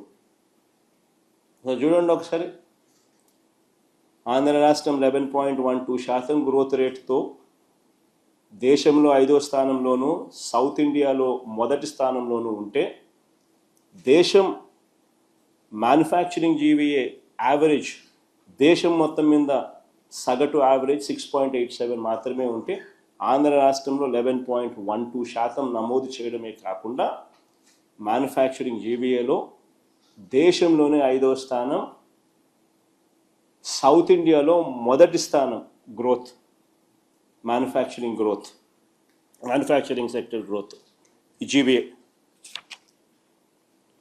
ఇంకొకటి కూడా చూడండి, అంతేకాదు 5 ఏళ్లలో పారిశ్రామిక రంగం వృద్ధి రేటు, అంటే ఇక్కడ కూడా ఇండస్ట్రీ జీవీఏ చూద్దాం. ఇండస్ట్రీ సెక్టర్ గ్రోత్, పారిశ్రామిక రంగం వృద్ధి rate industry GVA, industrial sector growth రేట్లో కూడా దేశంలో ఏపీ 5వ స్థానం, సౌత్ ఇండియాలో ఏపీ ఫస్ట్ స్థానం, నెంబర్ 1 స్థానం. దేశం సగటు 8.96 అయితే ఆంధ్ర రాష్ట్రం సగటు 11.14% industry GVA growth in industry GVA. South ఇండియాలోనే హైయెస్ట్, దేశంలో 5వ స్థానం. ఇది వాస్తవం. కానీ చంద్రబాబు నాయుడు గారు ఏమంటారు? ప్రతిరోజు ఆయనకు ఒక పైశాచిక ఆనందం. మాపై టన్నుల కొద్దీ బురద వేస్తూనే ఉంటాడు. అసలు వాస్తవం ఏమిటి అంటే, చంద్రబాబు నాయుడు గారి హయాంలో పారిశ్రామికవేత్తలు బెదిరిపోతా ఉన్న సంగతి వాస్తవం. చంద్రబాబు నాయుడు గారి హయాంలోనే పారిశ్రామికవేత్తలు బెదిరి పారిపోతా ఉన్నారన్నది ఎంత వాస్తవము అనంటే, సజ్జన్ జిందాల్ పేర్లు చెప్తా, రాసుకోండి. ఎవడెవడు బెదిరి పారిపోతా ఉన్నారు చంద్రబాబు నాయుడు గారి హయాంలో ఈయన దెబ్బకు. Sajjan Jindal, Aurobindo, My Home Cements, Shree Cements, Ramco Cements, Dalmia Cements, Bharathi Cements, UB, Siddhisai వీళ్ళందరూ చంద్రబాబు నాయుడు గారి హయాంలో పరిశ్రమలను ఇబ్బందులు ఎదుర్కొంటా ఉన్న పరిస్థితులు, భయభ్రాంతులకు లోన్ చేస్తూ ఉన్న పరిస్థితులు. అసలు రాష్ట్రంలో ఏ ఇండస్ట్రీ అయినా చూసుకోండి, ఏ జిల్లా అయినా చూసుకోండి, వీళ్ళకి గన కప్పం కట్టకపోతే ఎవరైనా పరిశ్రమ నడిపే పరిస్థితి ఉందా? నేను రాసిస్తా. ఏ జిల్లా అయినా తీసుకోండి, ఏ పరిశ్రమ అయినా తీసుకోండి, వీళ్ళకి గన కప్పం కట్టకపోతే ఆంధ్ర రాష్ట్రంలో పరిశ్రమ నడిపే పరిస్థితి ఉందా? ఇది వాస్తవం.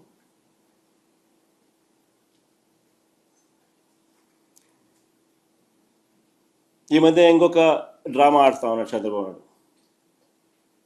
అసలు మామూలుగా చంద్రబాబు నాయుడు గారు కొత్త సంవత్సరం వేడుకలకు ఆయన కానీ ఆయన కుమారుడు కానీ విదేశాలకు వెళ్ళారు. ఎక్కడికి వెళ్ళారో ప్రజలకు ఎలాగో తెలియదు. పైపెచ్చు ఈ వీళ్ళ ఎల్లో మీడియా దీన్ని దాచిపెట్టే కార్యక్రమంలో భాగంగా కొత్త సెన్సేషనల్ అబద్ధాలు క్రియేట్ చేస్తుంది. అట్లా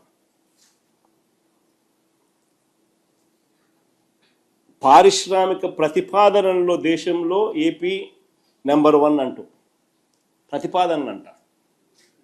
పారిశ్రామిక ప్రతిపాదనలలో దేశంలో ఏపీ నెంబర్ 1 అంటూ కొత్త వక్రీకరణ. ఇది మరో స్టోరీ. ప్రతిపాదనలు అంట, announcements not investments, publicity not reality. వంట వాళ్లకు, డ్రైవర్లకు సూట్లు బూట్లు వేసేయడము, వాళ్ళని కూర్చోబెట్టడము, ఎంఓయూలు రాసేయడము, ఇన్ని లక్షల కోట్లు అనౌన్స్మెంట్లు. అంటే ఇది చంద్రబాబు నాయుడుకి అలవాటైన పనే, కొత్త కాదు ఇది. 2014 నుంచి 19 మధ్య కూడా ఇలాంటి కథలే మనం విన్నాం. అసలు 2014 నుంచి 19 మధ్య ఎన్ని పరిశ్రమలు గ్రౌండ్ అయ్యాయి, మన హయాంలో 2019 నుంచి 24 మధ్య ఎన్ని పరిశ్రమలు గ్రౌండ్ అయ్యాయి, పెట్టుబడులు ఎన్ని వచ్చాయి, ఉద్యోగాలు ఎన్ని వచ్చాయి అని ఒక్కసారి గమనిస్తే ఇది RTI right to information act నుంచి తీసుకొచ్చిన డాక్యుమెంట్. ఇది ఒకసారి గమనిస్తే మీకే కంటికి కనిపిస్తూ ఉంది. 2014 నుంచి 2019 మధ్య గ్రౌండ్ అయినవి ఎన్ని అని అంటే కేవలం 50,708 కోట్ల పెట్టుబడులు. ఇది మేజర్ ఇండస్ట్రీస్, లార్జ్ ఇండస్ట్రీస్. ఇది లార్జ్ ఇండస్ట్రీస్ గురించి నేను చెప్తా ఉన్నాను. గ్రౌండ్ అయినవి 50,708 కోట్లు. ఈ లార్జ్ ఇండస్ట్రీస్ వల్ల ఉద్యోగాలు వచ్చినవి 84,333 అని. 2019 నుంచి 24 ఈ మాదిరిగా మన ప్రభుత్వంలో అబద్ధాలు ఉండవు, మోసాలు ఉండవు. జెన్యూన్గా, న్యాయంగా, ధర్మంగా ఏదైతే ఉందో అదే చెప్తాం. టోటల్ ఇన్వెస్ట్మెంట్స్ గ్రౌండ్ అయినవి 69,000, చంద్రబాబు నాయుడు కన్నా ఆల్మోస్ట్ 25% ఎక్కువ. ఆయన హయాంలో 50,000 అయితే మా హయాంలో 70,000 కోట్లు గ్రౌండ్ అయినవి. ఎంప్లాయ్మెంటు ఈ లార్జ్ ఇండస్ట్రీస్లో ఆయన హయాంలో 84,000 అయితే మా హయాంలో 90,230 ఉద్యోగాలు.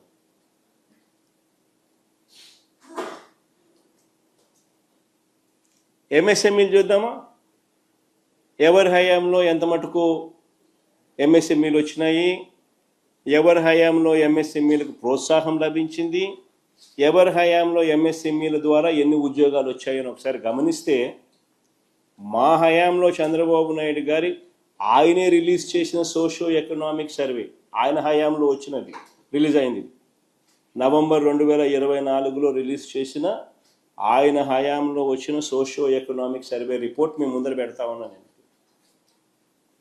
ఎంఎస్ఎంఈ సెక్టార్లో మా హయాంలో 5 సంవత్సరాలలోనే 32,79,770 ఉద్యోగాలు వచ్చినాయి. మేం చెప్పేది కాదు, ఇది చంద్రబాబు నాయుడు గారి హయాంలో 2024 నవంబర్లో ఆయన రిలీజ్ చేసిన సోషియో ఎకనామిక్ సర్వే రిపోర్ట్.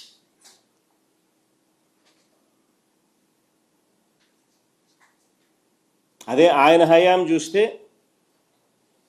ఎంతమంది చూడు, లెక్క పెట్టండి. 84,000, 1,60,000 అంటే 2.5 లక్ష, మన 1,80,000 అని అంటే 4.5 లక్ష, మన 2,69,000 అని అంటే 7.5 లక్ష, మన 1,75,000 అంటే 9.5 లక్ష. దాదాపు 9.5 లక్ష ఆయన హయాంలో వస్తే 32 లక్షలు మా హయాంలో వచ్చినాయని చెప్పి చంద్రబాబు నాయుడు రిలీజ్ చేసిన డాక్యుమెంట్ ఎంఎస్ఎంఈ సెక్టర్లో.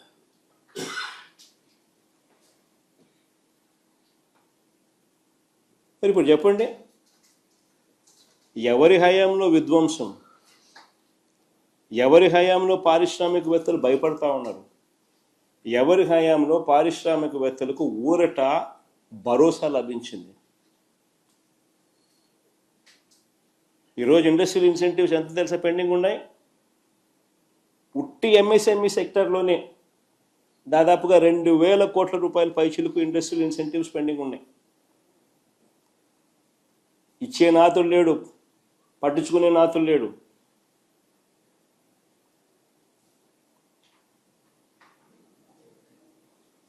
పరిస్థితి ఏమిటి అని అంటే మొత్తం ఇండస్ట్రియల్ ఇన్సెంటివ్స్ చూస్తే దాదాపుగా 7-8 కోట్ల పైన ఉంటాయి పెండింగ్. పరిస్థితి ఏమిటి అని అంటే 2 బకెట్లు పెట్టినారంట. ఒక బకెట్ అంట 30% ఎవరు కమిషన్ ఇస్తే వాళ్ళ పేరు పెడతారంట. రెండో బకెట్ అంట న్యూట్రల్గా కనపడడానికి కేవలం 20% ఇస్తారంట. 20% మాత్రం పెడతారంట న్యూట్రల్గా కనపడడానికి. కొంతమందిని సెలెక్ట్ చేస్తారంట, వాళ్ళని పెడతారంట, వాళ్ళకు ఒక 20% టోటల్ అమౌంట్లు ఇస్తారట. ఇది జరుగుతూ ఉన్న స్కీమ్ ఆంధ్ర రాష్ట్రంలో. ఏమొస్తాయండి పరిశ్రమలో? ఇండస్ట్రియల్ ఇన్సెంటివ్స్లోనూ డబ్బులు ఎత్తలు మొదలు పెడితే.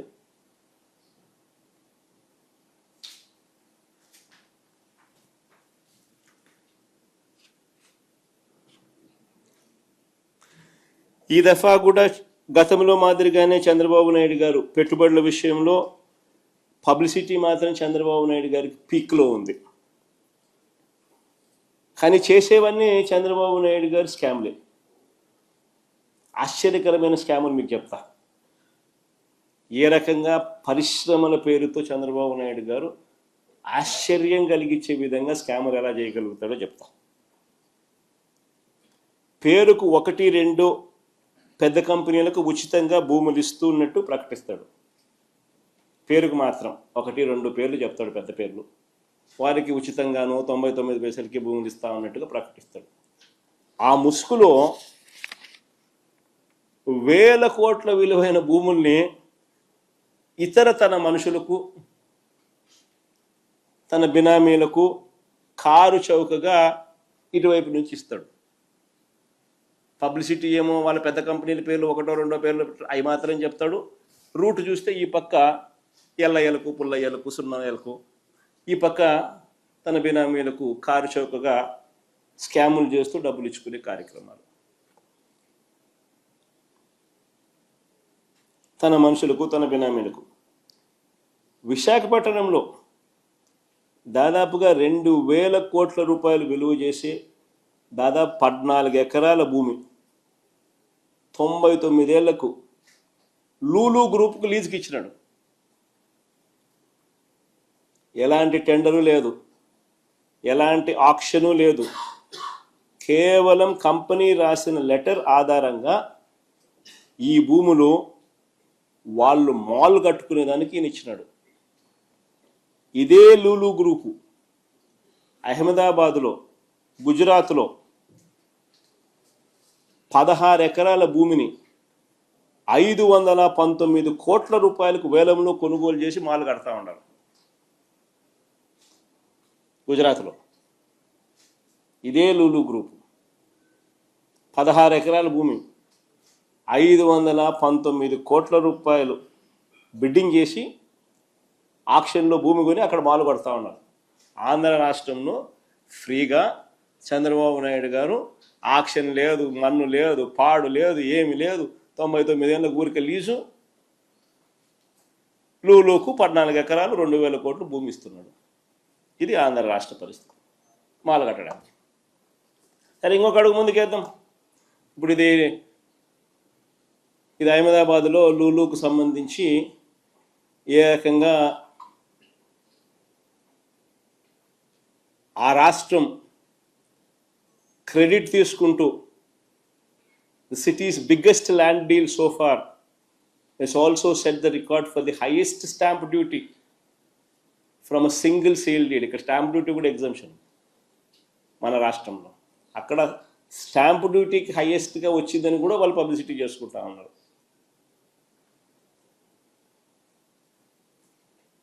దాదాపుగా 16 ఎకరాల భూమి లూలు గ్రూపుకు షాపింగ్ మాల్ కట్టడానికి 519 కోట్ల రూపాయలు ఆక్షన్లో పాడి 31 కోట్లు స్టాంప్ డ్యూటీ కూడా కట్టారు అని.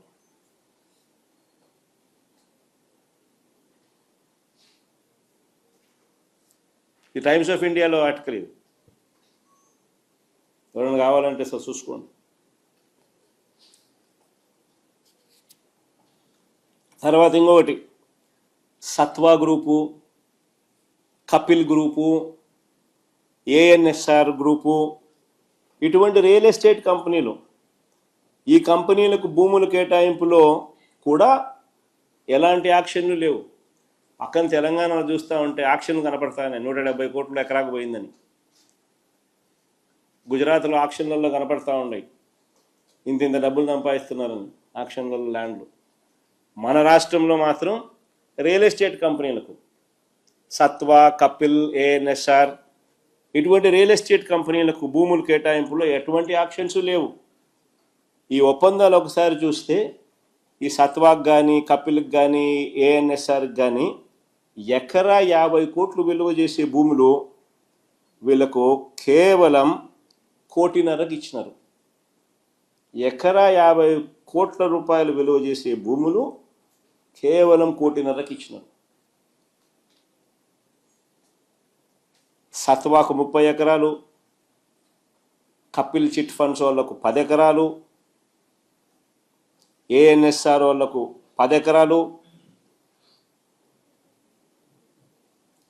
ఇంకా రహేజాకి అయితే మరి 99 పైసలకి. అన్నిటికన్నా ఇంకా పెద్ద స్కామ్ చెప్పంటారా ఇక్కడ? ఒకవైపున భూములు కారు చౌకగా ఇవ్వడమే కాక, ఎలాంటి ఆక్షను లేకుండా ఇవ్వడమే కాక, మరోవైపున ఏం చేస్తా ఉన్నారో తెలుసా? ల్యాండ్ యూస్ కన్వర్షను, ల్యాండ్ యూసు వీళ్లకు 40%, 50% మిక్స్డ్ యూస్కు వీళ్ళకు చేసుకునేదానికి స్వేచ్ఛనిస్తూ, మరోవైపున వీళ్ళు బిల్డింగులు కడితే స్క్వేర్ ఫీట్కి 2,000 రూపాయలు వీళ్ళకి తిరిగి గవర్నమెంట్ ఇస్తున్నారు. ఇది నిజంగా బొనాన్సా కాదా? ఎవడన్నా రియల్ ఎస్టేట్ వ్యాపారస్తునికి ఈ మాదిరిగా ఇస్తారా మీరు? వీళ్ళు బిల్డింగులు కడితే స్క్వేర్ ఫీట్కి 2,000 రూపాయలు ఎదురు గవర్నమెంట్ ఇస్తుందంట వీళ్ళకు. చూడండి అది page number 16 IT and GCC policy 4.2 incentives for infrastructure developers అని చెప్పి వీళ్ళకు వర్తింపజేస్తూ ఇది పెట్టినారు. 50% క్యాపిటల్ సబ్సిడీ అంట, మ్యాక్సిమం ₹2,000 పర్ స్క్వేర్ ఫీట్ అంట, పేడ్ ఓవర్ 5 years అంట. ఏంటండి ఇది?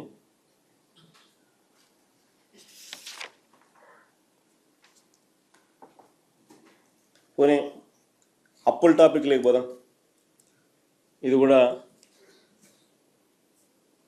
చంద్రబాబు నాయుడు గారు కన్సిస్టెంట్గా తాను చేస్తూ ఉన్నది తప్పులు చేస్తూ ఉంటాడు, అబద్ధాలు తప్పులు చేస్తూ ఉంటాడు. మరోవైపున దుష్ప్రచారంలో భాగంగా అటువైపున చంద్రబాబు నాయుడు గారు విమర్శిస్తూనే ఉంటాడు, దుష్ప్రచారం చేస్తూనే ఉంటాడు.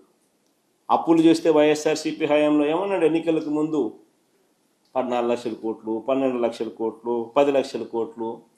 ఇప్పుడు కూడా అప్పుడప్పుడు చంద్రబాబు నాయుడు గారికి ఎవరైనా గిచ్చినారనుకో, సూపర్ 6 ఎందుకు వేయడం లేదు, సూపర్ 7 ఎందుకు వేయడం లేదు అని, లేకపోతే ఎంప్లాయీస్ ఎవరైనా స్ట్రైక్లో కనపడినారు అనుకో, మళ్ళీ మనమే గుర్తుకొస్తాం అని మళ్ళీ అబద్ధాలు. ఈ పొద్దురు కూడా మనం అప్పుడప్పుడు అబద్ధాలు ఆడతాడు. మన అసెంబ్లీలో ఒకటి చెప్తాడు, రికార్డ్స్ అన్నీ ఒకటి చెప్తాయి, గవర్నమెంట్ రికార్డ్స్ అన్నీ ఒకటి చూపుతాయి. అసెంబ్లీకి వచ్చేసరికి ఒకటి చెప్తాడు, మళ్ళీ పబ్లిక్ మీటింగ్లలో ఇంకోటి వచ్చి మళ్ళీ ఇంకో మాట మాట్లాడతాడు. రికార్డ్స్ ఒకటి ఉంటాయి, ఈయన మాటలు ఒకటి ఉంటాయి. ఆశ్చర్యం ఏమిటో తెలుసా? ఇక నిజంగా గమనిస్తే అప్పుల స్టేట్మెంట్ ఒకసారి చూపించము ఒకసారి. ఇది స్టేట్మెంట్ ఒకసారి మీరు గమనించండి. వైఎస్ఆర్సీపీ గవర్నమెంట్ హయాంలో చంద్రబాబు నాయుడు గారు ముఖ్యమంత్రి కాక మునుపు, ముఖ్యమంత్రి చంద్రబాబు నాయుడు గారు 3 స్టేట్మెంట్స్ కనపడతాయి ఇక్కడ, దీంట్లో ఉన్నాయి. ఒక స్టేట్మెంట్ చూస్తే చంద్రబాబు నాయుడు గారు ముఖ్యమంత్రి అయ్యే నాటికి ఎంత అప్పులు ఉన్నాయి, చంద్రబాబు నాయుడు గారు అధికారంలో నుంచి దిగిపోయే నాటికి ఎంత అప్పులు ఉన్నాయి అనేది ఒక స్టేట్మెంట్ కనిపిస్తుంది. సిమిలర్లీ వైఎస్ఆర్సీపీ అధికారంలోకి వచ్చే నాటికి ఎంత అప్పులు ఉన్నాయి, వైఎస్ఆర్సీపీ అధికారంలో నుంచి దిగిపోయే నాటికి అప్పులు ఎంత ఉన్నాయి, చంద్రబాబు నాయుడు గారు అప్పులు ఎంత చేశాడు, వైఎస్ఆర్సీపీ ప్రభుత్వం అప్పులు ఎంత చేశారు అని చెప్పి ఆ 5 ఏళ్ల పీరియడ్ కంపారిజన్. చంద్రబాబు నాయుడు గారి హయాంలో ఆల్ కైండ్స్ ఆఫ్ డెట్స్, అంటే public debt, direct government borrowing అయితేనేమి, స్టేట్ గవర్నమెంటు గ్యారంటీడ్ డెట్ అయితేనేమి, state government debt and state government guaranteed debt అయితేనేమి, non guaranteed liability of state public sectors undertakings కూడా కలుపుకుంటే కూడా చంద్రబాబు నాయుడు గారి ఎక్కే నాటికి 2,57,510 కోట్లు ఉంటే, చంద్రబాబు నాయుడు గారు దిగిపోయే నాటికి 3,90,247 కోట్లు. అంటే ఆయన 2,49,350 కోట్లు ఆయన అప్పు చేస్తే, compounded annual growth rate 22.63, 22.63% compounded annual growth rate ఆయన అప్పు చేసినాడు. అదే వైఎస్ఆర్సిపి ప్రభుత్వం ఒకసారి గమనించినట్టయితే వైఎస్ఆర్సిపి ప్రభుత్వంలో 3.32 lakhs 3,32,671 కోట్ల రూపాయల అప్పులు మనం చేసినాం. Compounded annual growth rate 13.57%. 3,32,671 కోట్ల రూపాయలు ఏదైతే మనం అప్పు చేసినామో ఇందులో 2,73,000 కోట్ల రూపాయలు డీబీటీగా అందించిన ఘనత మా ప్రభుత్వాన్ని. ఎవరికి ఇచ్చినాము అని చెప్పి పేరుతో సహా, ఆధార్ నంబర్తో సహా, బ్యాంక్ అకౌంట్తో సహా డీటెయిల్స్ ఇవ్వగలుగుతాం. 2,73,000 కోట్ల రూపాయలు డీబీటీగా అందించిన ఘనత మాదైతే చేసిన అప్పులు మొత్తం 3,32,000 కోట్లు మేము అప్పులు చేస్తే చంద్రబాబు నాయుడు గారు ఈ 2 సంవత్సరాలు కూడా కాక మునిపే ఈయన గారు ఇప్పటికే ఎంత చేసినట్టు తెలుసా? అప్పు 3,02,303 కోట్లు. అంటే మేము 5 ఏళ్లలో చేసిన అప్పులో 90.87% ఈయన 2 ఏళ్ళు తిరక్క తలికి ఇప్పటికే చేసేసినాడు.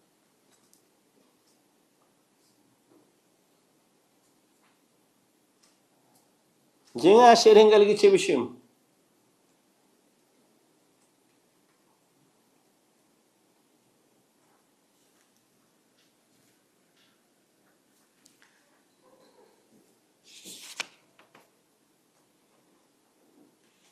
మనం ప్రతి ఏటా సంక్షేమ క్యాలెండర్ విడుదల చేసి వాటిని క్రమం తప్పకుండా మనం అమలు చేస్తే చంద్రబాబు నాయుడు గారు అప్పులు తెచ్చుకోవడానికి క్యాలెండర్ విడుదల చేస్తున్నాడు.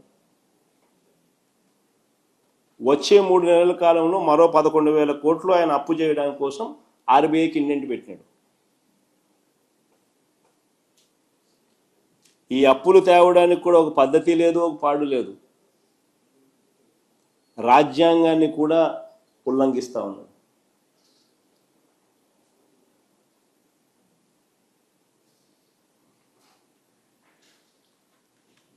పోనీ ఇన్ని అప్పులు చేస్తా ఉన్న చంద్రబాబు నాయుడు గారు ఏమైనా ప్రజలకు ఏమైనా మేలు చేశాడా అని అంటే అది లేదు. సూపర్ 6 లేదు, సూపర్ 7 లేదు. పైగా వైఎస్ఆర్సిపి ప్రభుత్వంలో అమలు అవుతా ఉన్న స్కీములన్నీ రద్దు. పైగా ఫీజు రీయింబర్స్మెంట్ దిక్కులేదు. విద్యాదీవెన, వసతి దీవెన గాలికి ఎగిరిపోయింది. పైగా ఆరోగ్యశ్రీ గాలికి ఎగిరిపోయింది. రైతులకు దిక్కు లేదు, చదువుకుంటున్న పిల్లలకు దిక్కు లేదు, అక్క చెల్లెమ్మలకు దిక్కు లేదు, ఉద్యోగులకు దిక్కు లేదు. ఉద్యోగులకు కూడా దాదాపుగా ఎన్ని వేల కోట్లు, దాదాపు 30,000 కోట్లు బకాయిలు. 4 డిఏలు పెండింగ్. పిఆర్సీ లేదు, ఐఆర్ లేదు.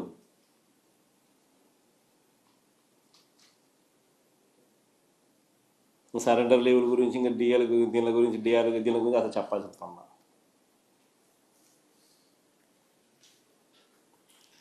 మరోవైపు ప్రజల మీద విపరీతంగా బాధుడే బాధుడు. ఎన్నికలకు ముందేమన్నాడు ఈయన, 5 ఏళ్ల పాటు కరెంటు ఛార్జీలు పెంచనన్నాడు. ఈయన అన్న మాటలు, ఎన్నికలకు ముందు కరెంటు ఛార్జీలు 5 ఏళ్ల పాటు పెంచనన్నాడు. ఈ 2 సంవత్సరాలు కూడా గడవక మునిపే ఏకంగా 20,135 కోట్లు కరెంటు ఛార్జీలు బాదాడు. అది పెట్టు మాస్టర్ చూసారు ఎప్పుడెప్పుడు బాధినాడని. ట్రూ అప్ ఛార్జీలు అంటాడు, ఇంకో ఛార్జీలు అంటాడు, రకరకాల పేర్లు పెడతాడు.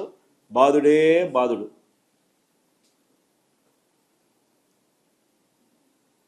చూసుకోండి అమ్మా,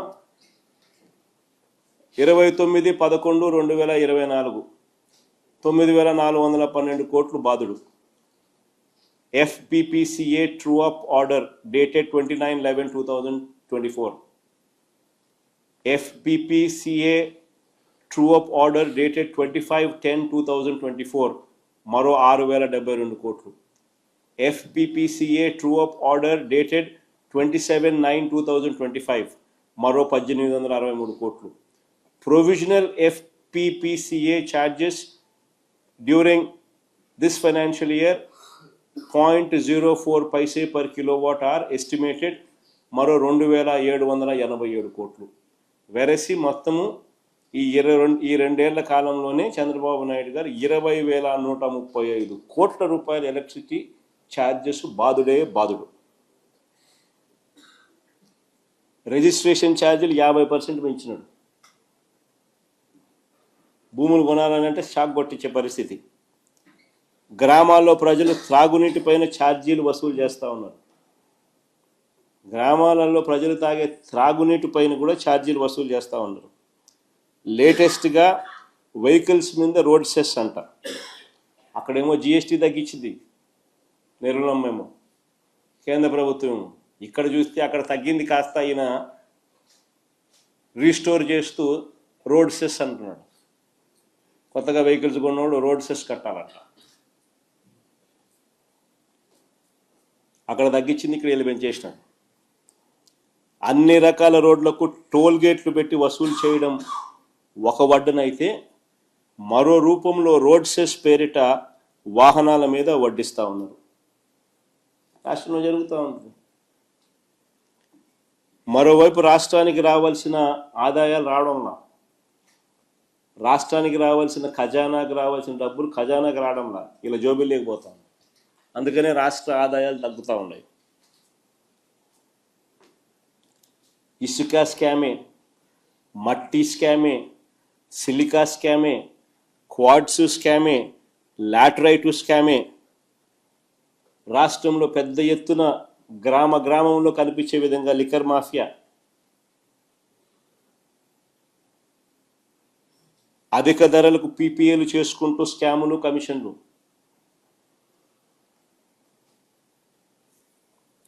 ఎక్కడ చూసినా ప్యాకెట్ క్లబ్లు.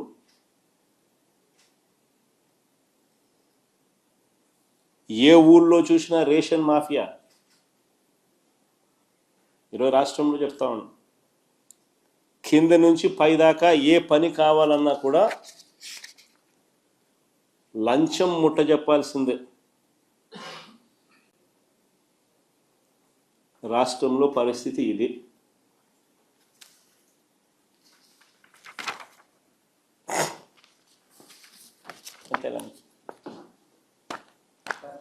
మెడికల్ కాలేజీలకు సంబంధించి మీరు చేసినటువంటి ఉద్యమం ఏదైతే ఉందో అది అయిపోయింది. అయితే మెడికల్ కాలేజీలో ఎవరు పార్టిసిపేట్ చేయడానికి రావట్లేదు టెండర్లు. దీనికి ప్రధాన కారణం జగన్మోహన్ రెడ్డి గారి పాఠశాలకు నిర్దేశించడం కావచ్చు. అందుకే వీళ్ళు రావట్లేదు అనేది విమర్శ ఏంటంటే మంచిదే కదా స్వామి, తప్పేముంది. ఎవడు రావడం లేదు అని అంటే సంతోషించాల్సింది పోయి దానికి విమర్శ అంటావు నువ్వు.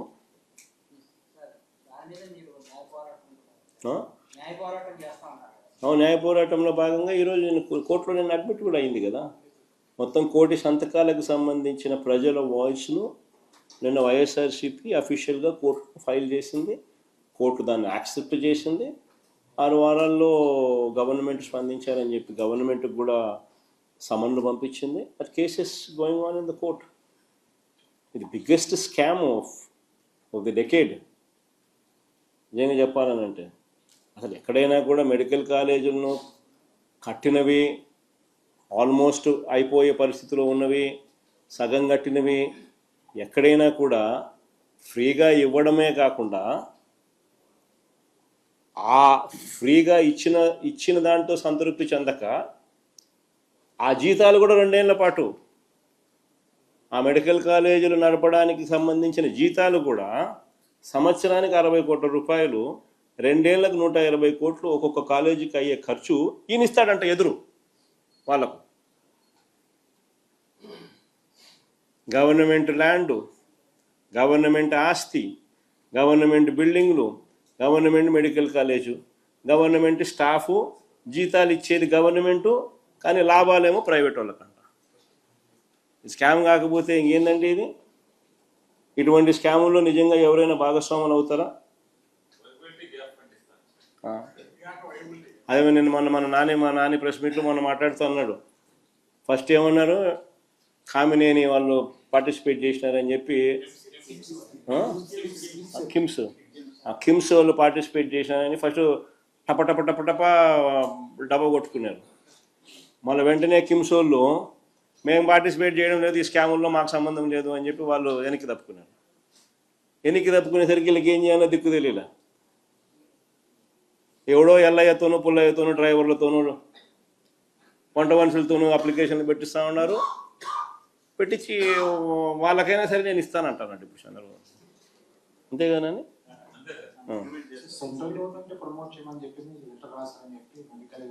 సెంట్రల్ గవర్నమెంట్ ఎప్పుడు అటు చెప్పలేదు. మరి ఏ సెంట్రల్ గవర్నమెంట్ అలా చెప్పలేదు. మన ఛత్తీస్గఢ్లో ఎవరి ప్రభుత్వం ఉంది? సెంట్రల్ బీజేపీ ప్రభుత్వమే కదా ఛత్తీస్గఢ్లో ఉండేది. అక్కడ కూడా 13 మెడికల్ కాలేజీలు కొత్తవి, గవర్నమెంట్ మెడికల్ కాలేజీలు మొన్న స్టార్ట్ చేసినారు ఛత్తీస్గఢ్లో కూడా.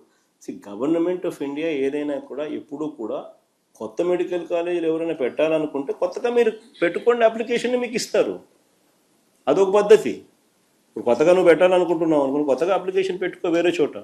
నువ్వంతకు నువ్వే భూములు కొనుక్కో, నువ్వంతకు నువ్వే బిల్డింగులు కట్టుకో, నువ్వంతకు నువ్వే అన్ని రకాలుగా అన్నీ చేసుకో. గవర్నమెంట్ నీకు సపోర్ట్ చేస్తుంది. ఏది? పర్మిషన్ల పరంగా. అదొక పద్ధతి. అది ఏ గవర్నమెంట్ అయినా సపోర్ట్ చేస్తుంది. కానీ ఈ మాదిరిగా స్కాములు చేస్తూ గవర్నమెంట్ ఆల్రెడీ కట్టిన బిల్డింగులను, గవర్నమెంట్ ఆల్రెడీ కట్టిన ఆస్తులను ప్రైవేట్ వాళ్ళకు ఊరికనే ఇచ్చేసేయడము, మీ జీతాలకు కూడా గవర్నమెంట్ వేయడం, ఇట్లాంటి ఎవడు చేయమని చెప్పి ఏ గవర్నమెంట్ ఎప్పుడు కూడా చెప్పదు.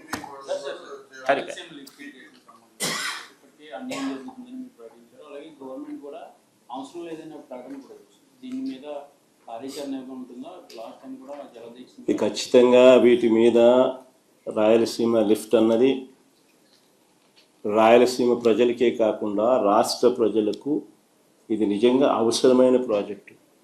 రాయలసీమకు సంపూర్ణంగా నీళ్ళు అందితే గోదావరి నీళ్లు యూటిలైజేషన్ కృష్ణా డెల్టా ప్రాంతానికి ఇంకా మోర్ సద్వినియోగం చేసుకోగలుగుతారు. రాయలసీమకి నీళ్ళు అందకపోతే ఆ గోదావరి నుంచి వచ్చే నీళ్లు రాయలసీమకి ఇస్తారా, కృష్ణా డెల్టాకి ఇస్తారా? సో ఇది రాష్ట్రానికి సంబంధించిన వెరీ ఇంపార్టెంట్ సబ్జెక్ట్ ఇది. వీటికి సంబంధించి ఎక్కడా కూడా మనం అన్యాయం చేయడం లేదు ఎవరికి. మన రాష్ట్రానికి మాత్రం న్యాయం జరిగేట్టుగా మాత్రమే అడుగులు వేస్తూ ఉన్నాం. ఈ అడుగులు వేసేది చంద్రబాబు నాయుడు లాంటి అన్యాయమైన వ్యక్తి అడ్డుకునే కార్యక్రమం ఏదైనా ఉంటే తన స్వార్థం కోసం అడ్డుకుంటే అడ్డుకోవచ్చేమో, కానీ అదన్నీ టెంపరీ. ఖచ్చితంగా దీని మీద కూడా ఉద్యమాలు జరుగుతాయి. ఖచ్చితంగా మళ్ళీ అధికారంలోకి మేము వచ్చిన తర్వాత వాయువేగంతో ఈ ప్రాజెక్టు కూడా పూర్తి చేస్తాం. టీడీపీ గవర్నమెంట్, మీరు గవర్నమెంట్లో ఉన్నప్పుడు టీడీపీ వాళ్ళు ఆంధ్ర శ్రీలంక అయిపోతుంది, సోమాలియా అన్నారు. ఏమవుతుంది సార్? నువ్వే పేరు చెప్పాలబ్బా, కొత్త పేరు ఏదైనా, ఇంకా దేశం పేర్లు ఏదైనా ఉంటే చెప్పు. సోమాలియా కన్నా అదే సౌత్ సుడాన్ అంటాను మరొకటి.